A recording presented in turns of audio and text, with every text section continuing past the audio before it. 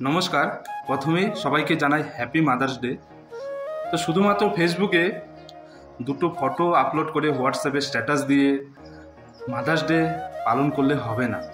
ওকে, একজন মা নিজের সন্তানকে মানুষ করার জন্য নিজের সব কিছু স্বার্থ ত্যাগ করে দেয়, নিজে না খেয়ে সন্তানকে খাওয়ায়। সন্তানকে মানুষের মতো মানুষ করার জন্য কত পরিশ্রম করে, সব কিছু ত্যাগ করে দেয়। কিন্তু আমরা কি মানুষ হতে পারি? আমরা তো এক একটা অমানুষ হয়ে জন্মাই। আমরা যখন বড় হই, আমরা যখন সাংসারিক হয়ে যাই, তখন মা বাবাকে আর দেখতে পারি না, তখন মা বাবাকে ভাগ করে দিই। প্লিজ আপনাদের কাছে অনুরোধ, মা বাবাকে কোনো সময় কষ্ট দেবেন না, তাকে সবসময় মাথায় তুলে রাখবে।